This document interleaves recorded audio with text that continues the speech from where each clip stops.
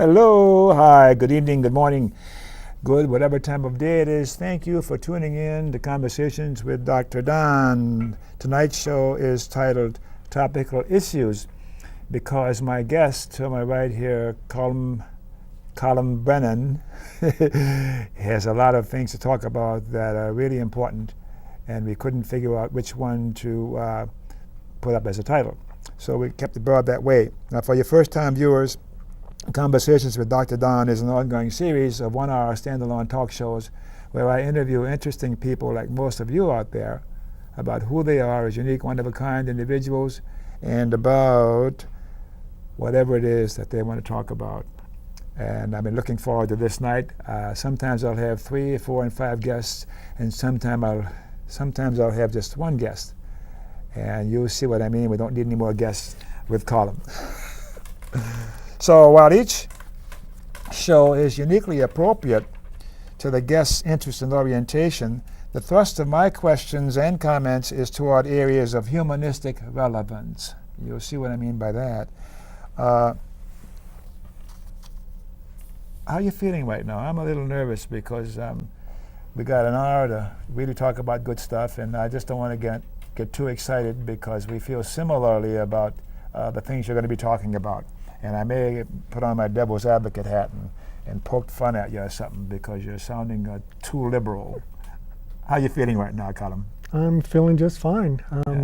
Basically, I'm ready to go at it, basically. You're ready to go at it. All right.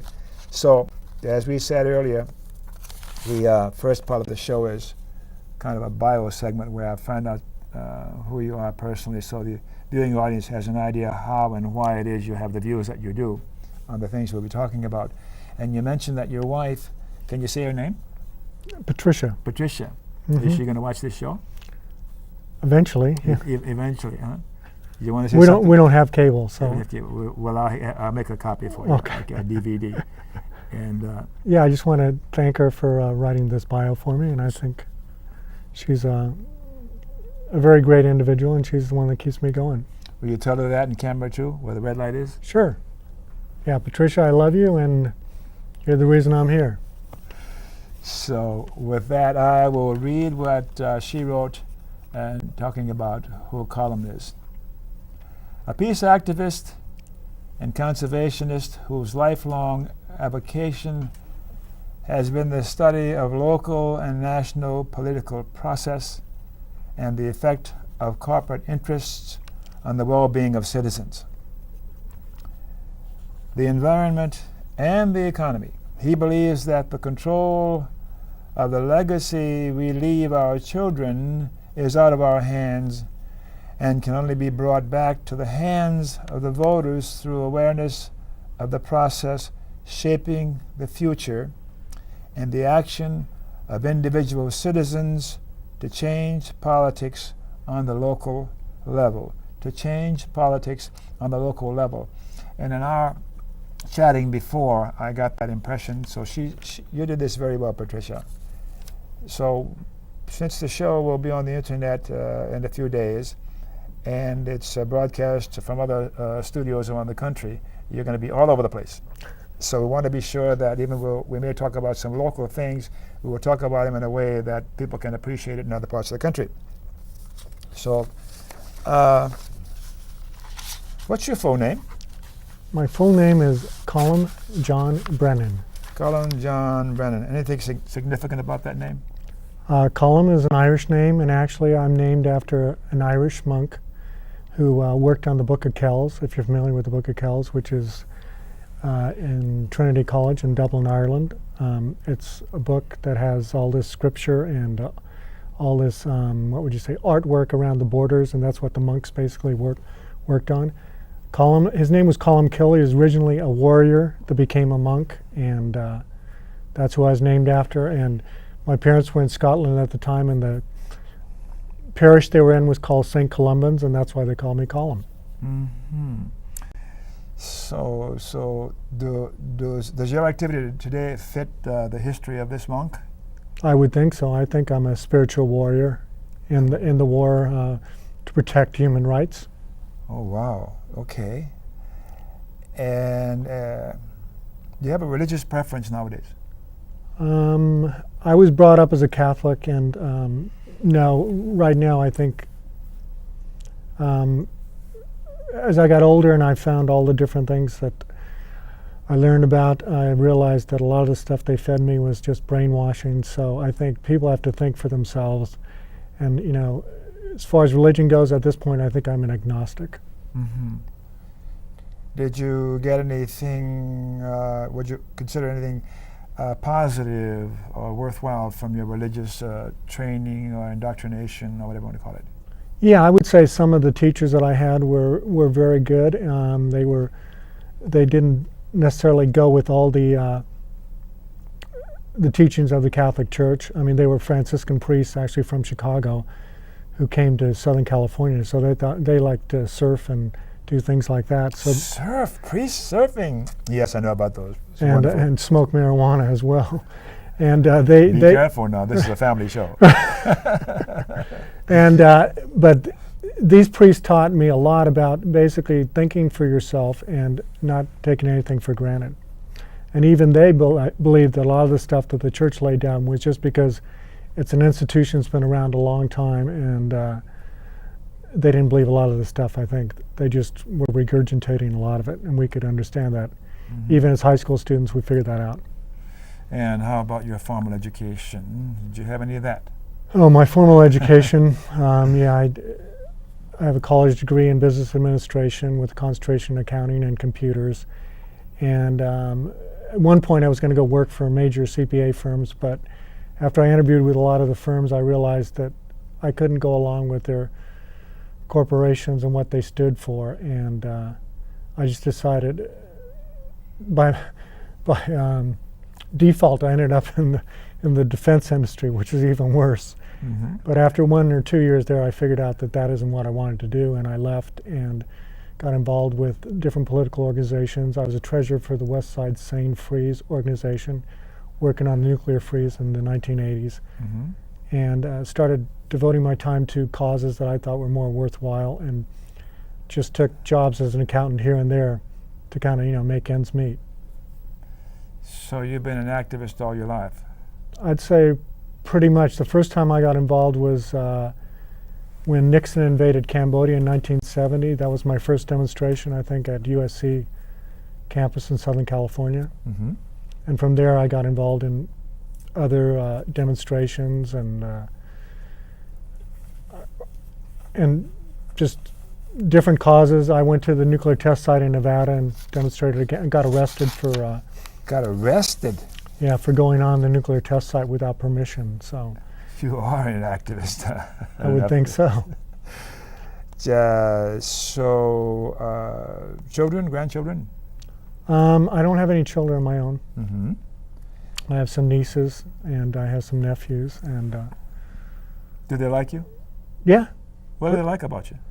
I think they like that I'm an individual and that I don't follow the same path as most people. You know, I'm not willing to be a conformist, I guess. I think that came up in my upbringing, since my grandfather was a colonel in the IRA, which is the Irish Revolutionary Army, and my grandmother was actually a staunch, loyal English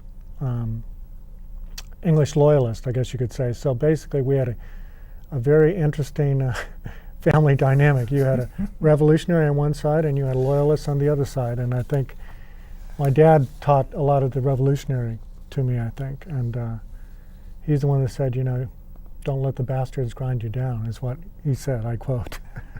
This is a family show, you know. The non carborundum or something like that. Oh, okay. Say it in Latin, right? Okay. So then, okay. What's wrong with America? I think what's wrong with America is that people are not getting educated about the issues, and they are not becoming involved in the democracy.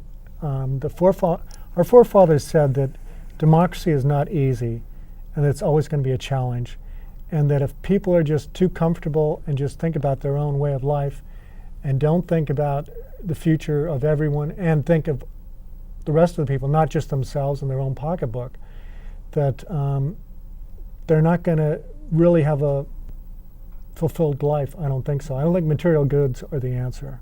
And I think once you come to that realization, I think you can go to a higher place. And I think you can understand that doing good for others is really what it's all about. And it's, like I think somebody said, it's not what you do today, it's what lives after you that people remember you for.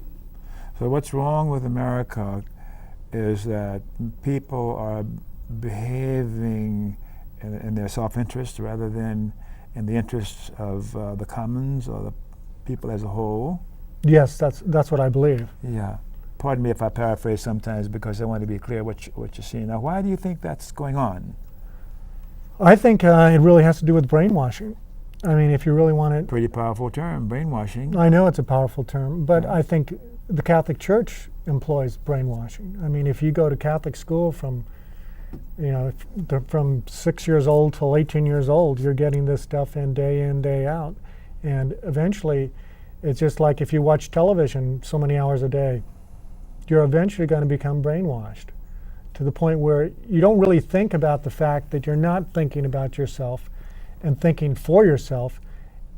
Inside, subconsciously, you're doing a lot of things that the advertisers and the corporations want you to do. In fact, I read a book years ago, it's called Subliminal Seduction. And a good example was back, I think it was in the 50s, when everyone used to go to the drive-ins to see movies, they did this experiment where just before the end of this movie, they flashed this advertisement for Coca-Cola, and they flashed it so fast that you couldn't barely even see it, but you could register in your subconscious. And after the movie was over at intermission, like 95% of the people went to the snack counter to order a Coca-Cola. And it was so effective that the government banned it because they believed that basically it was brainwashing with people without people realizing what was going on. So when people are watching television too much, they're being brainwashed no matter what it is they're watching? Well, the commercials basically are what television is all about. It's not what's on television. Television is just a medium to sell products. What's wrong with that? Well, you're laughing. Well, it's great for the economy if you buy all the stuff you don't need, and that's what Walmart is based on, most people buying stuff they really don't need. But what television does, it creates needs in people for things they don't really need. I mean, most people, if you go in their homes, 90% of the stuff they have, they could probably throw out and live without it without any problem. In fact, I know I was a pack rat for a while, and I still have junk in storage. And it's weird. I mean, if you don't look at something for a year, you really don't need it. But I think we've become attached to material goods to the point where sometimes we just, I don't know what it is, insecurity or what it is. We need these things. I don't know how to explain it. Like I might have something from 10 years ago that I've saved, and why did I save it? I mean, well, doesn't that keep the economy going and keep business going? Isn't that what makes our country work, the economy and business and free enterprise? Well, yes and no, but you have to look at what's going on today. A lot of people are in debt up to their eyeballs for buying stuff they really didn't need. And is an economy that important that you need people to go out and buy stuff? Like George Bush said after 9/11, the best thing we can do for the economy is go out and shop. I don't think that's the answer. I mean, for one thing, I don't think economic things are the biggest thing that we have to think about. I mean, we could make things that people need and that people will buy, and we'll still have the economy, a strong economy, but we won't be importing all sorts of junk that's made in China and that probably has a lifespan, I don't know, a year, 2 years, and then you have to go out and replace the junk with more junk. So, I mean... Is everything made in China junk? A good majority of it is. Uh-huh. It's built-in obsolescence. Basically, they learned that from the Japanese, who build stuff not to last. In the old days, people used to build materials that would last, but they found out, well, if you sell something that lasts, they don't have to buy it again. So why should we sell them something that's durable when we could sell them something that is obsolete after 5 years and they have to come back and buy more of it? Didn't Detroit do that for years? And then the Japanese showed them that we can build things that last longer than what you're producing in your automobiles. and they got caught by their pants. No, I wouldn't say that. Yes, I agree. Yeah. Detroit had been doing that for years, basically building junk. And the American people finally caught on when they had an alternative. They went to the Japanese, who, in the old days, everything the Japanese built was, I remember in the days after World War II, when I was a kid, everything said made in Japan, and it was like little cheap pieces of tin. We found out later that this was stuff that I guess they got from World War II, and that's how they started their economy, and building the cheap goods that nobody else would build. And then from there, they learned how to build quality products. So I guess there's a lesson there. Yeah. And what's the lesson? The lesson is if you're hard working and industrious, you can become successful. Yeah. And if you have a quality product, people will find it eventually. Okay, I'm digressing. There's so much important stuff that you want to talk about. What do you think about the presidential primaries or the presidential race? Is that something to talk about now? Yeah, I think it is something to talk about.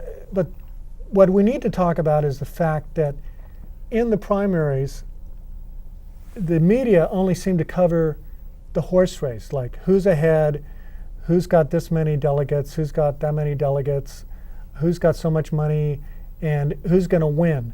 But the media does not really address the issues that the candidates have. Of course, the three candidates remaining for the Democrats, I don't see a whole lot of difference between the three of them, because the candidate I'm for is Dennis Kucinich, and I heard he just dropped out of the race today. Yeah, I heard that too, yeah.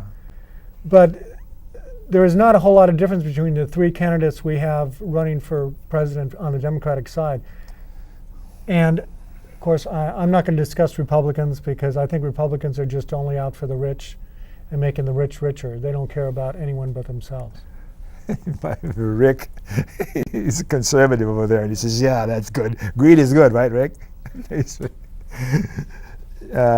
So the Democratic candidates, you say there's not much difference. There are some people who would argue that there is a significant difference. How was it that Kucinich was different than the three candidates that are still in the race? How was he different? Well, Kucinich was different. For one thing, he's an honest person. He basically wanted single-payer medical, and unlike the other candidates are calling about universal medical. Universal medical basically amounts to forcing everyone to get their own medical care, and it's still enriching insurance companies at the expense of the people. Whereas Dennis Kucinich wanted a single-payer medical plan where basically the government would take care of it and take care of everyone, like much of the other industrial countries in the world that have free medical, such as Canada, England, Ireland, etc. And Kucinich was for single-payer medical. Also, he was for campaign finance reform, and because he believes that we have to get money out of politics. That's why our politics and our government is in the situation that it is today. Mm-hmm. I agree with that. And what about corporate personhood? And also that corporations are one of the biggest problems we have today, because basically we have a fascist state today. Fascism is a definition of corporations and governments like this. And that's basically what we have in this country. The corporations tell the government what they should do. The corporations get welfare. Basically, they don't call it welfare, but they get subsidies to sell, for instance, for energy. I mean, why should an oil company get a subsidy to sell oil? Supposedly because there's only so much oil available, they get what's called an oil depletion allowance. They're supposed to take that money and invest in alternative sources of energy, because we know that the energy they have is going to run out. That's why the government supposedly gives them an oil depletion allowance. But you don't see any ExxonMobil investing in alternative energies. No, because they're making huge profits off the oil that they presently have, and they're gouging the consumer and the taxpayer. And the taxpayer is paying subsidies. So it's not bad enough that you pay so much for the gas at the pump, but on top of it, in your taxes, you're paying money over to ExxonMobil to make more money. I mean, does that make any sense? It doesn't to me. Well, for the corporations and for the people who really run things in Washington, D.C., it makes great sense. And as the president would say, it makes the economy move ahead, grow. Grow is a magic word. You got to always have the economy growing. And he speaks for America No, I'm supposed to be challenging you sometimes. Let me move on. So, how would you change the electoral process to have it be what you think it needs to be? I think what we should do to change the electric process, I think fairvote.org has a system they said that can work, and it wouldn't really involve changing the Constitution. What it involves is that each state determines that they will cast their electoral votes for the candidate who wins the popular vote in the nation. And by doing so, then we can basically change the system very easily. Fairvote.org. Correct. So that the people who vote in, say, in Oregon, they would have to cast their vote, their delegates. Yeah. So the party would have to choose the delegates that represent what the voters say. Correct. And they vote.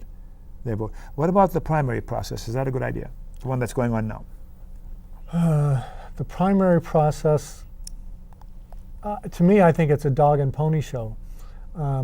We're not really learning anything very much about the candidates, other than the fact how much money they have and how much they can bash each other and what dirty tricks they can play on each other so that they can, try to get the nomination. But to me, it seems that the primary should be about vetting candidates in our party, like someone like Dennis Kucinich should be there. And in fact, he's won all the online polls that we've had in this country. But when it comes to anything as far as concrete polls like New Hampshire and the Iowa caucuses, he hasn't been able to do well because he doesn't have the money, he doesn't have the millions of dollars, and he doesn't get the mainstream media exposure that the other candidates get. All right, let's take a break. I got a notice here that I should say something here. It's about halftime, and we'll talk about some other stuff that you want to talk about. Before we go to break, I want to say a few things, and then we will show you our broadcast schedule and tell you how to watch Dr. Don shows on your computer. For you viewers who live in the Washington County part of the Portland, Oregon metro area, Conversations with Dr. Don shows are broadcast 5 times each week. Typically, a new show is first aired on a Tuesday on Channel 11 and on Verizon Channel 22, and is rebroadcast on the following Friday through Monday on other channels. Broadcast dates, times, and stations for you viewers will be up on the screen in a moment, but not just yet. Before we show you the local broadcast schedule, I'm not going to show you that because it's a long ways when we have another live call-in show. That's a long ways off. So we also have a live call-in show on the first and third Thursday evening, and this is called Do Something. So, and that's on Comcast Channel 11 and on Verizon Channel 22.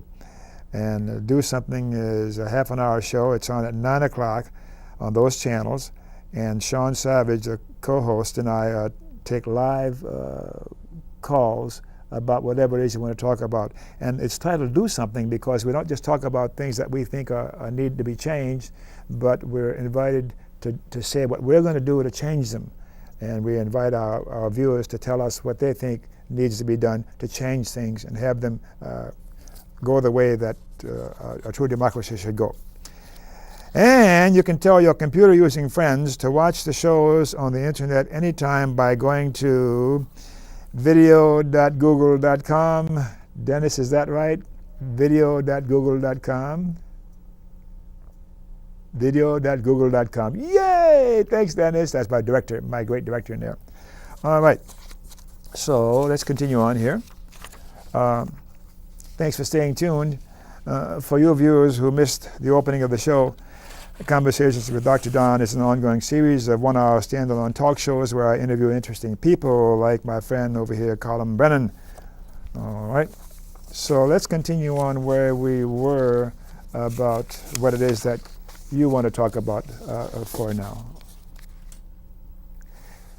Oh, the broadcast schedule. Thank you, Dennis. I'm so eager to get back to you, Colin. Let's put the broadcast schedule up so that the local viewers can see when to watch this show again.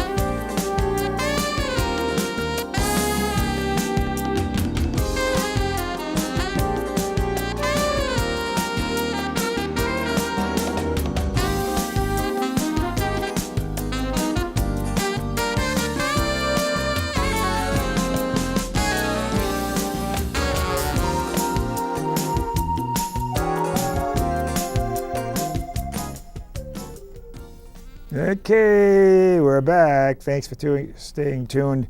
I hope you got your glass of water, whatever else you needed to do. And let's continue on. And it seems like I've been leading this discussion about topical issues, and it's time for you, Colin, to take over, and I will follow you. So what do you think we need to talk about now that'll be of interest and use to our viewers? Okay. I'd just like to read this statement. The wailing in our country about the invasion of immigrants has been long and loud. As one complainant put it, quote, few of their children in the country learn English. The signs in our streets have inscriptions in both languages. Unless the stream of the importation could be turned, they will soon so outnumber us that all the advantages we have will not be able to preserve our language, and even our government will become precarious. Now, who do you think said this? Somebody from history. And you need to say what that's from. That's just from the Hightower Lowdown. Right. Jim Hightower, the former Texas Commissioner of Agriculture.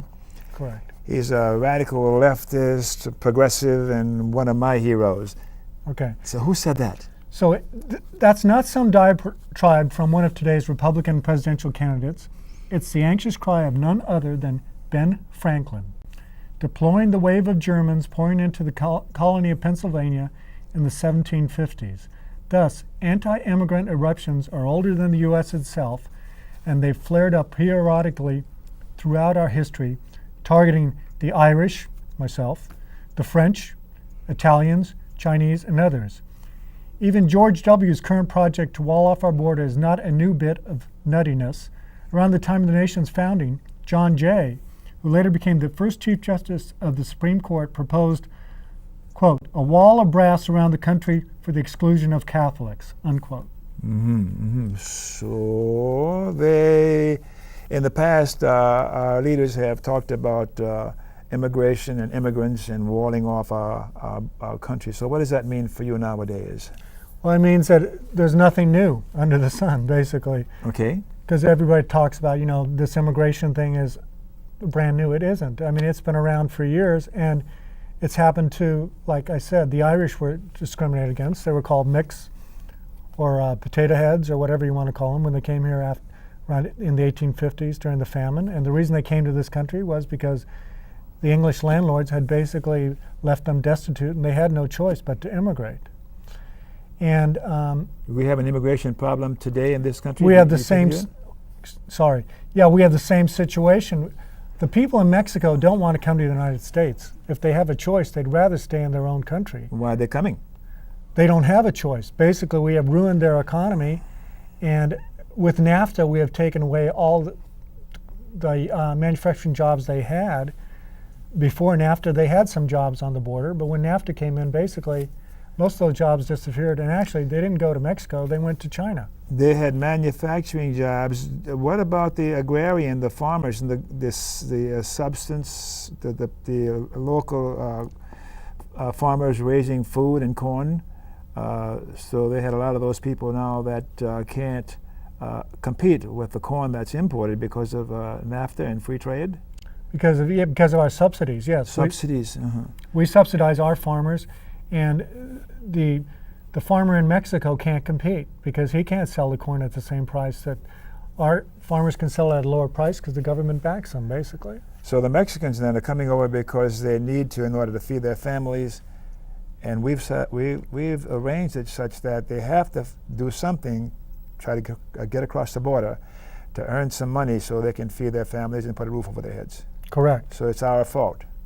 But it's not a side effect of free trade and free markets and capitalism.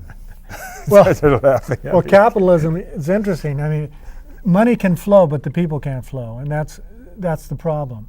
I mean, the corporations believe that money can go wherever it wants, and we can search for the lowest priced labor in the world, and it doesn't matter to what happens to anyone who gets caught in the greed trap, I guess you could call it. In other words, corporations are going to keep looking for the lowest cost they can possibly find, and they don't care what happens to the people that have a livelihood at this point. In other words, when I came out of school, I mean, a good job was $3.50 an hour. Basically, that was a union job with the Teamsters when I got out of high school.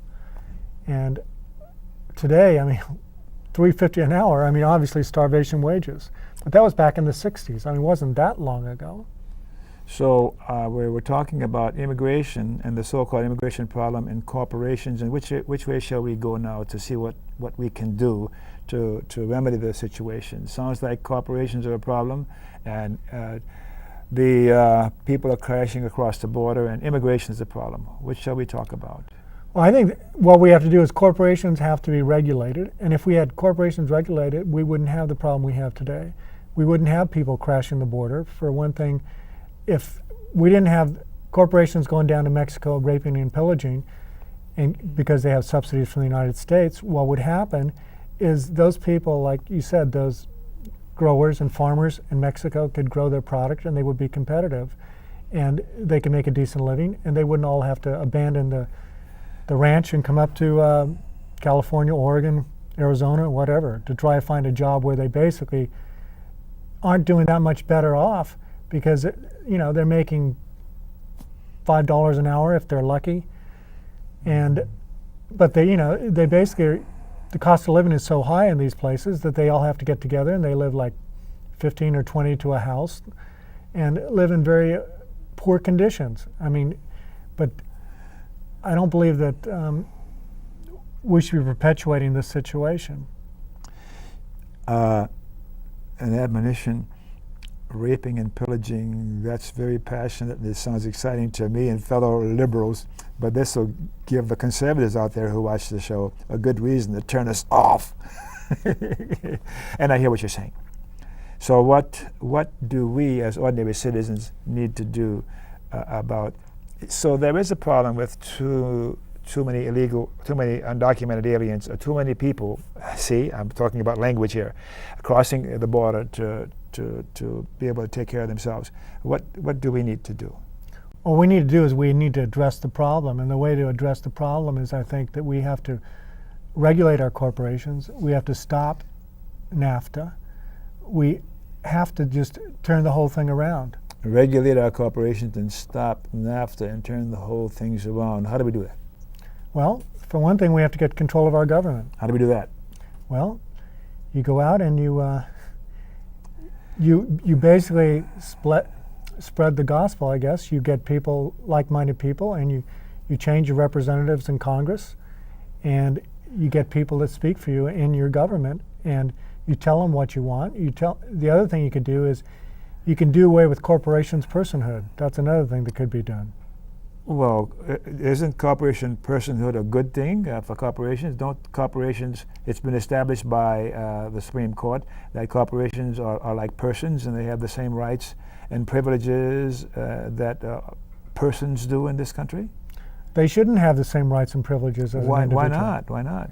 Because a corporation is a fictitious instrument, legal instrument, and it does not, and I'll correct you, even though the Supreme Court says that the corporations are entitled to their personhood the same as an individual, if you go back and find out that the actual ruling came from the 1800s, and actually it was a former railroad clerk who made a synopsis of a case, and actually it was an incorrect synopsis, and that synopsis was later taken by a subsequent Supreme Court, and they, based on that synopsis, they claimed it was precedent, and they ruled on this one ruling, so therefore that false synopsis became precedent, became law, and that's why we have the situation we have today. And correct me again when I do that, okay. So why is it then that the judiciary or somebody hasn't challenged that erroneous interpretation and said, no, that doesn't work? Why is it still stands and we're operating under that goofy opinion? Why is that?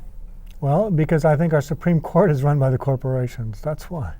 And you're never going to get anyone to stand up. Just like if you come out against taxes, income taxes, you will find out that if you really research the law, you will find that you're supposed to declare your taxes to the government. But there's no law that says you must declare your income to the United States government. But if you take to that court, if you take that statement to the courts, you will lose, because no judge is going to rule in your favor, because basically he gets his income from taxes, and he's not going to destroy his livelihood. Now, let's see if we can close this topic out a bit here about immigration and corporations and go to your next topic. There's something else you want to talk about too? Oh yeah, definitely. Yeah. So I feel like I'm stuck because corporations are persons, and the corporations and the lobbyists and the wealthy own the people in Washington who supposedly represent us. And all I can think of to do now is to do grassroots work or join local organizations. However, the Democratic Party is the only thing left for us, even though I think the two political parties, as we call them today, are both two wings of one party, the corporate party. But we must resist, and we must continue resisting any way we can, including writing and phoning and doing what we can to influence our representatives in Washington. And I still think that it's going to come down to, in the next 10 years, a nationwide strike, taking to the streets. It's happened in the past, and it needs to happen again. What do you think of that? Well, I agree. Like Gil Scott Heron said, the revolution will not be televised, and I think that is the truth. I think basically in this country, I think there is a movement going on. We're not seeing it because the corporate media won't give any airplay to it. They learned their lesson in Vietnam, that they're not going to cover demonstrations because that makes people in the country realize there are other people doing what they're doing, and they don't want to give any kind of support for that kind of thing, because obviously the television stations are corporations and they have interests. They're basically warmongers for the most part, and they make their money off illegal wars, etc. And anytime anything comes before a corporation that's going to threaten the corporation, they're basically going to squelch it. And what we have in this country, we basically have censorship in this country, whether people know it or not. And the mainstream media is a form of censorship. They decide who gets on and who doesn't, even though the media do not own the airwaves. The people own the airwaves, but try to tell that to the corporations. They'll say, well, we bought these airwaves, they're ours, and we can do what we damn well please. Even though, if you go back and look at, these corporations don't have a license to use the airwaves, but the government never tells them that they have to use those airwaves for the common good of all people, not just for the corporations and the very rich. So what do our viewers need to do to remedy what you're talking about, the monopoly of the corporations owning the airwaves and brainwashing and all the rest of it? We need to do something other than just identify what the problem is and be unhappy, and there's a chance of becoming depressed and helpless and hopeless. A lot of us have reached that stage now, but we must do something. Any more thoughts about what we can do? I think what we can do is, like you said, I think at some point there's going to have to be like a nationwide strike, where people are just going to have to say, we're not going to take it anymore, and they have to get out in the street and let people know. Let the powers that be know that the people are not going to take it anymore and they want their country back. Wow, I think if you're not on the list, you're going to be, as I am, I'm sure already. What shall we talk about next in our remaining time? I think we should talk about the best democracy that money can buy. Oh my gosh. Give me the best democracy money can buy. Greg Palast, he's one of my heroes too. He's just terrific. What do you want to say about this book? I invite you to read it. I've read it. Yeah, the troop. Go ahead. Well, I think if people read this book, and I mean not just this book, if people read, there are a lot of books out there that people can get and find out what's going on in their country, and find out how the system is supposed to work and how the system actually works. And once they can figure that out, they can figure out for themselves what needs to be done in this country. But the biggest thing that has to be done is campaign finance reform. It's the number one thing. That's the only way we're going to get this country back. What do you mean by campaign finance reform? Say some more about that. What do you mean by that? I mean, we have to limit the amounts of money that are spent on these campaigns for congressman, for senator, for governor, for president, whatever it is. Because what has happened is, for anyone to compete in any of these arenas anymore, you need tons of money. And the only way you get that money is from these major corporations. And the only way you get the money from the corporations is if you sell your soul to the corporation. Why do you need tons of money to compete? Because unfortunately, most people in this country are not educated enough about the issues and don't go out of their way to find out what's going on, or they're too busy trying to make a living, they don't have time to find out what's going on. I think that's probably more of it, that they're too busy just making a living, and they don't have extra time, or they're fatigued at the end of the day. They don't have a chance to go out, and they can't sit down and read a book or basically go out and find information for themselves. They just come home, turn on the boob tube and see what's on, and just believe what's there, because at that point they're just so tired that they don't have the energy, the mental energy, to go and find out what's really going on. So to get the money out of the political process, what needs to be done? I have an idea, and it seems like it's circular, to get the representatives in Congress to exercise their responsibilities and limit the amount of money that candidates can spend on campaigns. But the people in Washington now are financed by the very people who own. Never mind. Help me out here. I'm going in circles. Well, yeah, it is. It's a spiral, because you have the people that are in Congress. They basically need the money to run their election campaigns, and they get those money from special interest groups, and those special interest groups are not going to support anyone unless they can basically have them in their pocket. So it's like you said, it's a big vicious circle. And I think what we have to go back and we have to think about what we want our government to do and how we want to be represented. I think we have to think about new ways of doing things. I mean, we have the internet, we have all these communications capabilities. There's no reason why we can't re-engineer our government, if that's what it takes, to give it back to the people. What do you think of the primary system that exists today? I think it's a farce, because What would you substitute in its place? I would substitute a national election. Mm-hmm.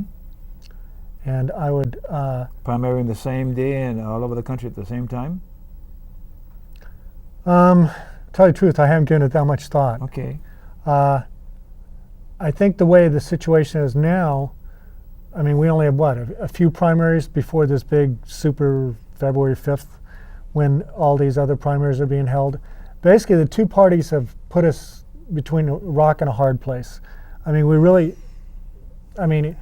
I guess people got to know the candidates in New Hampshire and maybe in Iowa, but the rest of the country basically has to rely on sound bites or whatever they see on television, or if they, want to do their homework and research and read the issues and find out how the candidates stand, I guess they could do that. But for the most part, like here in Oregon, we really aren't going to have much say about who the candidate is from either party. Why is the primary process extended like that for a long, long time? It's a leading question. Shall I give you my answer? Sure. So that the media and television can continue to make money and new ads and new competition, and we get to look at the image that they're presenting to us of the candidates. You said a few moments ago that in the early primaries we learned all we needed to know about the candidates in those first few primaries. We learned diddly about, if we got our information from the mass media, we had to do some special effort and some special looking to learn more about these candidates, and we need to look at not just what they're saying, that's baloney, and then look at what their history is and where they're coming from and who their heroes are. So for me, I even question whether or not we need to change our whole system of government, as revolutionary and crazy as it sounds, do it constitutionally, is to have a parliamentary system. And if the leader ain't cutting the mustard, why vote him out? It seems to work fine in some other countries. I agree. And why these two houses? And don't get me started on that. It's your turn. Well, I think, like you said, for instance, in some countries you have coalitions that maintain the government, where you have different parties get together. They don't have enough power, so they have to combine with another party so that they can maintain their powers, such as in England in the Parliament. And they have like a vote of confidence, and if the Prime Minister doesn't get a vote of confidence, he's out, and they find someone else. But in this country, I think, like you said, we have two parties that are basically just two wings of the same party. And they basically prevent a third party. The way the system is rigged, there's no way a third party has a chance. All they can do is be a spoiler. They can't really have a vote in what goes on. So like you said, I think maybe we need a parliamentary system, because the way our system is set up today, it just doesn't work. We have to have more voices involved, and the way the system is set up today, it won't work, because all the third party does is become a spoiler candidate. And like we saw it with Ross Perot, we saw it with Ralph Nader, et cetera, et cetera. We only got about 5 minutes left for us to keep talking about these things. So is there something else you want to talk about? Let's move on from that, because I'm frustrated. We need to revise the Constitution and rewrite it. Talk about revolutionary? That's revolutionary. I think it's revolutionary, but I think something has to happen today to change the way things are. And it's going to take something revolutionary to change what's going on, because each president that we've had in the last few years has becoming more and more powerful and has been grabbing more power. And like Dennis Kucinich says, we need to impeach the vice president for his acts of just outrageous behavior, which basically our vice president has committed with this present administration. And it's not just like people say to me, well, impeachment is a moot issue because these guys are going to be out in 1 year. Well, that has nothing to do with it. It's to do with the power of the presidency, that you cannot allow these guys to get away with it, because it doesn't matter who the president is. You don't want that president to have so much power that they can basically hold meetings in secret about like our energy policy. They can go into and get involved in a war without the proper information, and basically they have, what would you say, schemed the system, and they have put together their own information by Class warfare. Class warfare? It's class warfare is what's going on. Definitely. Yeah, not just in this country, but around the world. But moving on, can we move on for a moment? Sure. Are we heading for a depression in this country with what's been going on recently with the stock market and the subprime and all that racketeering going on? Do you think the country's heading for a recession, a serious recession, or a genuine depression? I think we're in depression. Nobody wants to talk about it. Just like we were in recession 6 months ago, but nobody wanted to talk about it. Someone said, if my neighbor is losing his or her home, it's a repression. A recession. If I'm losing my home, it's a depression. Correct. So you think it's really going on now, huh?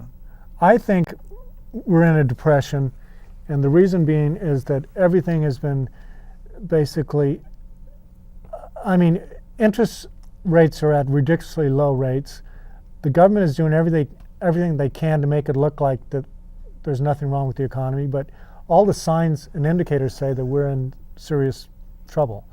You have foreign countries pouring billions of dollars to rescue our international banks.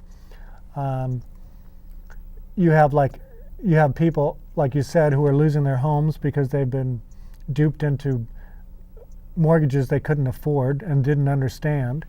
And you basically have an economy run amok because it's unregulated. You have the same situation we had in the 80s with the savings and loan disaster. Mm-hmm. When you have no regulation, you basically just have people gambling with whatever money is available, and whatever happens, we the people are going to take it in the shorts, because the government's going to bail them out because they're too big to fail. So the ruling elite and the super rich are going to end up fine no matter what happens. When there's recession and all this kind of stuff going on, the ruling elite is still going to be there, and you and I are going to take it in the shorts, as you put it. Correct. All right. Okay, thank you. Listen, Colin, it's about time for us to start winding down. So let me do my thing here, my winding down segment, okay? All right. I want you to keep your pens and pencils handy out there, and thanks for watching, because you may want to jot down something I'll tell you in the public service announcements or in the credits at the end of the show. I want to give us feedback, both positive and negative, about any aspect of the show, and particularly about my friend Colum here, Cracker Jack. Love it. When you write me, let me know if it's okay to read your email on the air. And before we say goodnight, I want to also say a big thank you to my wonderful crew and to my new crew person, Annie, over there, and to Kat, and to Dennis, and to everybody in the control room. To the managers and teachers at Tualatin Valley Community Television TVCTV studios in Beaverton, Oregon, where I produce and host the Conversations with Dr. Don shows. I also want to thank you viewers in other parts of the country where you're watching. Thank you for watching, and I want to thank you people who are on the internet, because Dennis is going to have this streaming for you. And for your Washington County, Oregon viewers, if you didn't get all the broadcast information we had up on the screen earlier, you can get it on the web at www.yourtv.org or at my website, www.donbaham.com. If you live in another part of the country and are watching this show, contact your local community access cable TV studio for information about when they plan to broadcast Dr. Don shows in the future. Again, my email address, friendlydon@AOL.com. Email me, tell me what you think of the show. When you email me, start the subject line with Dr. Don, so I don't accidentally delete it as garbage. You have any closing thoughts or comments in about 30 seconds? All I can say is I think, this is a great country that we live in, and that nothing is impossible if we set our minds to it. And I think that we can still take this country back. And if I didn't feel hopeful, I wouldn't be here. I'd be in Ireland. So that's about all I can say. Public service announcements. Let's run a few. We've got a few minutes here. I want to tell you about the Alliance for Democracy, the local chapter here in Portland. Yeah, that's nice. Here's the local one. We meet a couple times a month, and there's a phone number. We talk about things that need to be addressed that are critically important to saving our democracy. And let's go down to the ACLU hotline, the American Civil Liberties Union. Sometimes law enforcement becomes overeager and stops people because of how they look, and we can't have that happen. So call that number if you think you've been stopped because you look like a Middle Easterner or something. And 1 minute left. I want to tell you about the Humanists of Greater Portland. We don't have time. We meet every Sunday morning. Yeah, at Friendly House. There's the address. We meet like regular church folk. And we meet at 9:30 in the morning till 11 o'clock. We have interesting guests and speakers, so come and see us. All right, thanks again for watching. Looks like it's time for me to tell you about my motto, my closing motto. It's we have a whole minute left. I can tell you some more announcements here. Let's talk about the Humanists of Greater Portland again. About our Sunday morning schedule, what we do. Yeah, there's what we do and some of the stuff we have going on Sunday mornings and the programs. And there's the email address of the person to contact for more information about the Humanists of Greater Portland and what they're about.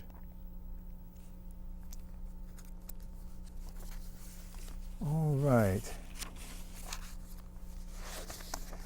So it's time for me to tell you about KFC. Now, KFC, people think of Kentucky Fried Chicken. No, I'm going to tell you about a different KFC, Dr. Don's KFC. Kind, friendly, and charitable. Be kind, be friendly, and be charitable to you too, especially you, and you, and Rick, and you.